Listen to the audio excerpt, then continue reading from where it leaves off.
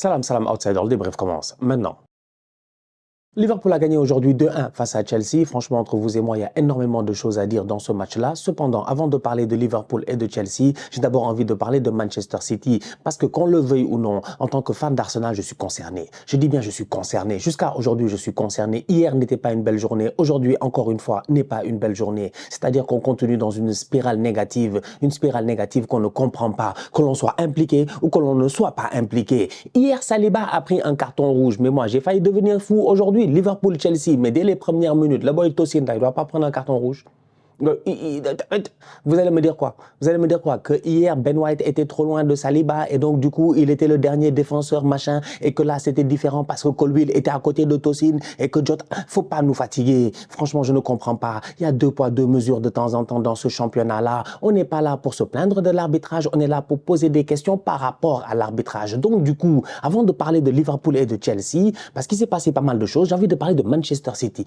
Jean-Pierre, encore une fois, Jean-Pierre, quand dans la vie tout va bien, quand tout va très très bien, il y a toujours un Jean-Pierre qui vient foutre le bordel. La dernière fois, Arsenal-Manchester City, 10 contre 11, on tient durant tout le match, on arrive dans le temps additionnel, le match est terminé. Qui vient claquer un but? John Stones, Jean-Pierre.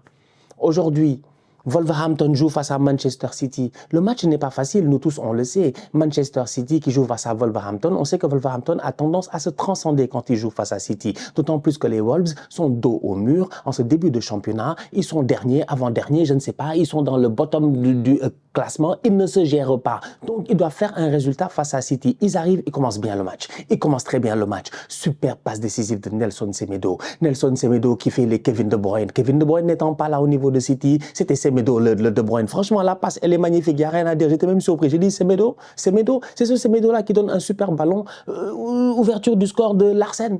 Tout va très bien. 1-0. Tac, City continue à attaquer. Ils perdent le ballon.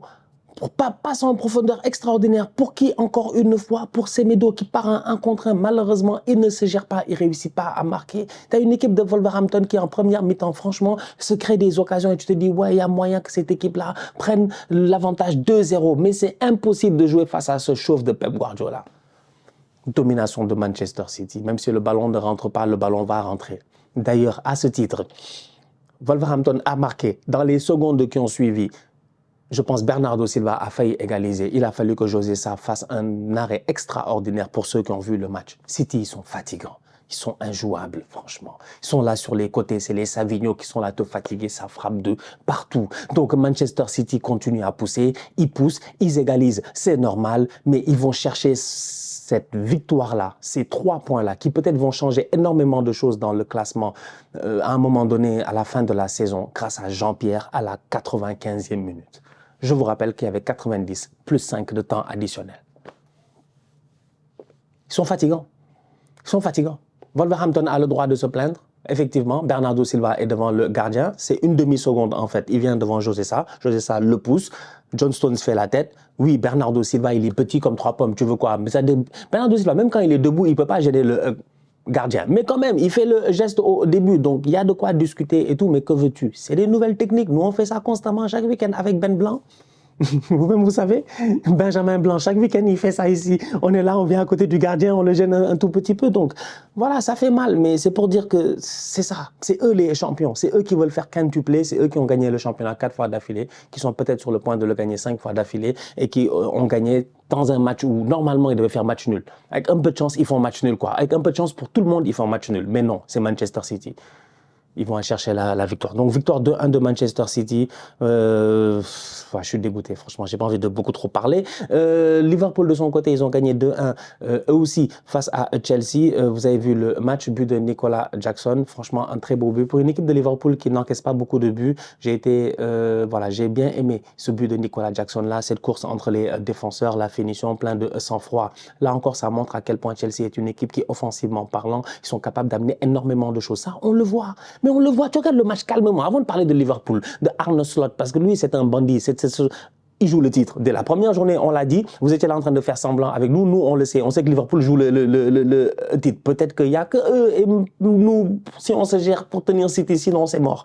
Mais Chelsea, est une équipe très intéressante sous Enzo Maresca. C'est dommage que défensivement, il soit si nul parce qu'offensivement parlant, tu vois des choses intéressantes. Un Nicolas Jackson qui est très très bon au pressing. Aujourd'hui, on l'a vu plusieurs fois, il va presser cette défense de Liverpool-là. On a eu l'occasion de voir Madueke, on a eu l'occasion de voir Cole Palmer, on a eu l'occasion de voir Sancho. C'est dommage. Pourquoi? Parce qu'on a vu un Sancho under the level. Donc, du coup, tu voyais une équipe de Chelsea qui attaquait plutôt d'un seul côté. Et donc, du coup, tu voyais une équipe de Liverpool qui avait un Trent Alexander-Arnold. Tu regardes, tu te dis, mais Trent, depuis quand il sait défendre? Trent a fait un très bon match défensif aujourd'hui, j'étais surpris. Mais je m'en fous du match offensivement de Trent. Vous-même, vous savez, Trent devant, il n'y a pas de problème, passe décisive, tout ça et tout. Mais Trent défensivement, normalement, Sancho devait le cuisiner. Il devait être cooked. Il devait être cooked normalement, à point.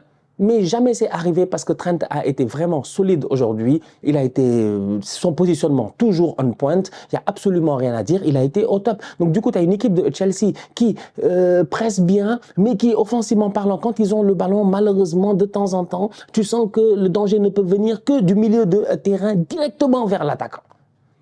C'est au milieu de terrain que ça a bien joué. Caicedo. Dangereux. Constamment, il touche le ballon. Il n'y a pas un boy de Liverpool qui vient le toucher. Il touche le ballon, il se retourne, il distribue. C'est trop facile. Plusieurs fois, je l'ai vu en première mi-temps, je ne suis pas d'accord. À un moment donné, au milieu de terrain de Liverpool, il faut mettre cette intensité-là. Chelsea a égalisé dans ce match-là parce que Liverpool ne se gère pas. Parce que Liverpool ne met pas l'intensité qu'il faut dans ce match-là dès le début de la rencontre. Anfield est censé être quand même... Anfield sur Jürgen Klopp, ils sont méchants. Ils sont dangereux dès le début de la rencontre. Ils te mettent la pression. Là, tu sens une équipe qui s'économise, mais qui monte en pression. Peut-être que c'est le style de Arne Slot. Pour le moment, ça leur convient plutôt bien. Franchement, c'est une équipe de Liverpool qui, pour moi, n'a pas eu cette agressivité-là en début de rencontre. Ils n'ont pas attaqué comme il fallait. Donc, tu as Caicedo qui joue quand même plus ou moins à l'aise. Tu as Madueke qui trouve de temps en temps la profondeur plusieurs fois derrière Robertson, on l'a vu. Tu as des centres au deuxième poteau, tu as Trent Alexander-Arnold en début de rencontre, il ne comprend pas, les gars, ils sont deux sur lui, le pauvre, il est un peu truc. Donc tu as une équipe de Chelsea quand même qui, dans ce match-là, ils perdent 2-1. Oui, c'est vrai, c'est des tocards de ces dernières années, mais moi, quand je les vois cette année avec Enzo Maresca, je me dis, il y a moyen. Malheureusement, ils sont trop nuls défensivement. En fait, c'est ça le problème. Je suis désolé. Tosin doit prendre un carton rouge. On est là, pas nous fatiguer. Mais il doit prendre un carton rouge. Tosin a échappé. Rhys James, sur le deuxième but de Curtis Jones, franchement, ça se voit que ça fait 25 ans qu'il est en télétravail. Il est en arrêt travail, il est en arrêt maladie, Rhys James. Franchement, il n'a pas joué au football depuis trop longtemps. Il n'a plus les repères qu'il faut. Rhys James demande le hors-jeu, joue le hors-jeu. Pour qui? Revois le ralenti. Il n'y a personne. Il n'y a personne. Il y a trop d'espace entre Colwill et Tosin. Rhys James, il est là-bas, il demande un hors-jeu. Pendant ce temps-là, t'as Curtis qui est en train de plonger. Il n'y a personne qui le suit au milieu de terrain. Il n'y a aucun des défenseurs qui réagit. Ils sont tous statiques. Tu as l'impression que les gars jouent la zone puisqu'ils jouent le hors-jeu. Donc, du coup, ils se font prendre. Défensivement, ils sont trop nuls. Défensivement, ils sont trop nuls. Liverpool, plusieurs fois, ils se mettent dans des situations de jeu où tu te dis, ouais, Liverpool, ils sont forts, on est d'accord. Mais Chelsea, franchement, si défensivement, il y avait un peu plus de sérénité, s'ils étaient un peu plus calmes, s'ils laissaient un peu moins d'espace, s'il y avait moins d'erreurs, franchement, cette saison, il y a eu trop d'erreurs défensives. Les fans de Chelsea ne me laisseront pas mentir quand même. Il y a des erreurs, tu regardes ça, que nous, on n'accepte pas ça. Hein. Gabriel Saliba, ils me font ça, on pète des câbles. Vous savez, quand même.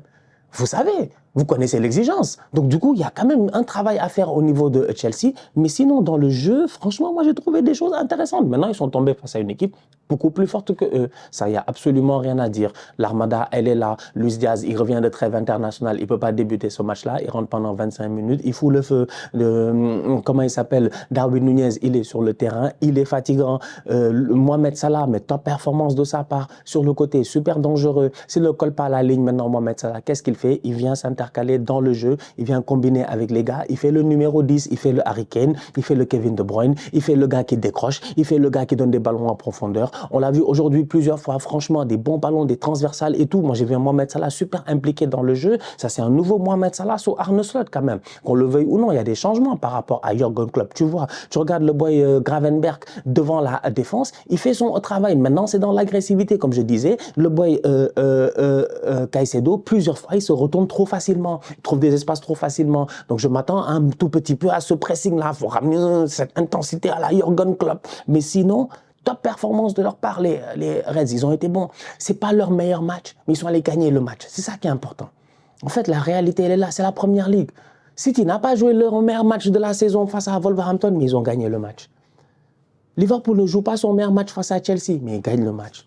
Arsenal ne joue pas son meilleur match face à Bournemouth, mais ils perdent le match. En fait, ça se joue sur les détails comme ça. C'est le championnat, il va être comme ça durant toute la saison. C'est encore très très long, il peut se passer énormément de choses. Tout est possible, on l'a vu ce week-end, franchement. Donc du coup, quand je regarde ça, je me dis, c'est un très beau résultat pour Liverpool. En plus de ça, la semaine prochaine, ils jouent Arsenal. Et c'est une équipe qui n'encaisse pas beaucoup de buts. C'est une équipe qui n'encaisse pas beaucoup de buts. Donc il va falloir qu'au niveau d'Arsenal, qu'on trouve vraiment les moyens d'aller leur mettre des buts. Aujourd'hui, on l'a vu, franchement,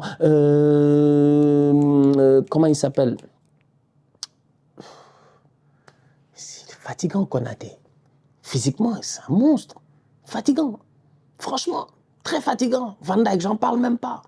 Tu as une équipe de Liverpool, c'est-à-dire qu'ils se permettent de jouer haut défensivement. Ils peuvent se permettre de faire cela. Ils peuvent aller haut parce qu'ils savent qu'ils vont vite. Ils savent qu'ils sont puissants. Ça aussi, c'est Van Dijk, ça c'est Konaté. C'est pour cela que j'ai commencé en disant bravo à Jackson, parce que j'ai été surpris. C'est pas facile. Depuis le début de la saison, je les regarde et je me dis, eux, pour leur claquer des buts, c'est pas facile. C'est pas facile. C'est possible, mais c'est pas facile. Donc que Chelsea ait réussi à le faire et que Chelsea soit même mis dans des positions plusieurs fois où ils auraient pu même marquer d'autres buts, tu te dis quand même, pour moi, Chelsea a fait un bon match. Et d'un autre côté, je trouve que Liverpool, ils ont bien tenu. Robertson a fait un bon match. Trent Alexander-Arnold, solide défensivement, comme je disais. Au milieu de terrain, rien à dire. Devant, carré. En plus de ça, sur le banc, ils ont vraiment les joueurs qu'il faut parce que la rentrée de Luis Diaz, automatiquement, ça redynamique les choses, quoi, en fait. Et pourtant, Gakpo, si tu regardes bien, il fait pas un mauvais match. Pour moi, Gakpo ne fait pas un mauvais match. Oui, il se crée pas forcément les occasions et tout, t'as quelques bons ballons et tout ça, mais il fait pas forcément un mauvais match, mais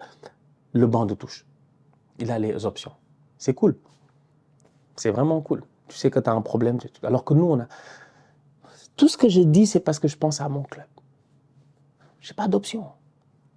J'ai pas d'option. Pas d'option. J'ai perdu ça car on dirait qu'on a perdu tout le monde. On a pu jouer Sterling, wesh. En tout cas. Bon match de Malo Gusto. Ouais, bon match de Malo Gusto. Franchement, match de bandit. Il était bon sur le côté, lui. Très, très bon. Mauvais pied, non? Mais très bon, franchement très très bon Malo Gusto. Genre intelligent, bonne course, bonne combinaison, temporisé quand il faut, pas la peine d'être dans le rush. S'il n'y a pas d'option, ne centre pas, ne balance pas, reviens, gardez la possession. En fait, j'ai vu des choses très intéressantes avec Chelsea aujourd'hui. Franchement, ils ont perdu, mais c'était pas mal. C'était pas mal. En tout cas, hâte à la semaine prochaine pour Liverpool. Arsenal. La famille, on se capte très bientôt pour une nouvelle vidéo. D'ici là, continue à liker, on continue à partager. On s'abonne. On est ensemble, on reste en santé. C'est toujours le plus important. Southsider.